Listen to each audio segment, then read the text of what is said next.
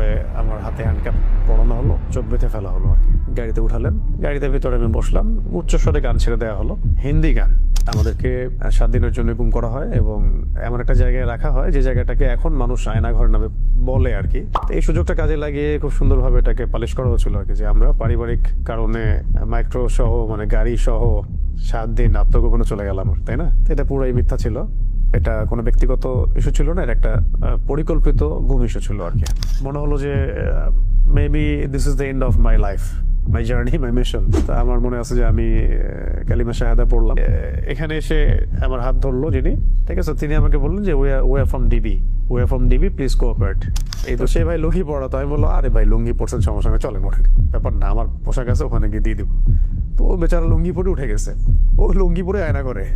আমাদের গাড়িটা তার মাদ্রাসার গেটের সামনে ব্রেক করলো, আর এখানে ফোন দিয়ে বলবো যে গেটটা খোলো। ফোন ডায়াল করার মধ্যেই এই 4-5 মিনিটের মধ্যেই আর কি 2টা বা 3টা হয়তো বড় বড় এই মাইক্রো টাইপেরই হবে, হাই প্রোফাইল গাড়ি আর কি, এরকম কিছু গাড়ি দাঁড়ায় গেল এবং ওদেরকে আগে উঠাই ফেলছে গাড়ির মধ্যে।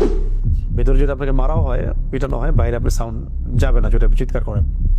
যেই খিচুড়ি আমার ওয়াইফের বাসায় খাওয়ার কথা ছিল, আল্লাহ পাক আমাকে ওই দিন সকালে, মানে জুমার দিন সকালবেলা আমার সামনে যে খাবারটা আসলো সেটা ছিল খিচুড়ি। যে আমাদের লোকেশনটা ট্রেস করা হয়েছিল বাংলাদেশের একটা গোয়েন্দা সংস্থার হেডকোয়ার্টারে, যেটা আপনারা জানেন, এটা তো অনলাইনে আসছিল আর কি, এটা তো সবাই জানে কথা। তখন কিন্তু অনেস্টলি স্পিকিং যে আমাকে এত মানুষ চিনেও না। ওই সময়ে সেই 2জন ভাই এসে আমাকে বলছিলেন যে ভাই আদনান ভাই না আপনি? তা আমি বলছেন জি ভাই, আপনাকে এই জায়গায় এইভাবে দেখবো এটা আমরা কল্পনাও করি নাই। কখনো বলছে যে তুমি না শাহাদাতের ওয়াজ করো, এখন কি তোমাকে ক্রস ফায়ারে দিব, শহীদ করে দিব, মানে এরকমও কথা আসতেছিল কি। তো যারা রিমান্ড করে তাদেরকে বড় ভাই বলে সম্বোধন করা হয়, আর যারা সার্ভিস দেয় তাদেরকে ছোট ভাই বলা হয়। রিমান্ড তো একটার পর একটা হচ্ছেই, প্রতিদিনে মনে হয় 1-2টা করে রিমান্ড হতো, রাত্রে 1টা করে হতো। একটা রুটিন প্রোফাইল আছে তাদের, যে আমি কোনো জঙ্গি সংগঠনের সাথে আছি কিনা, আমি কোনো বৈদেশিক কোনো সংগঠনের সাথে জড়িত কিনা, কেন আমি জিহাদের কথা বলছি, কেন আমি ইকামতের দিনের কথা বলছি, কেন আমি মানে খিলাফা শব্দ ইউজ করছি, কেন শরিয়া বিধানের কথা বলছি, এই বিষয়গুলো নিয়ে ঘুরে ফিরে বেসিক্যালি আসলে কথা হচ্ছে। কেন জায়নিস্ট মুভমেন্টের এগেনস্টে কথা বলা হচ্ছে, খাস করে কেন আমি ইসরায়েলের এগেনস্টে কথা বলছি, আর এদিকে ভারতের ইন্ডিয়ার এগেনস্টে কথা বলছি।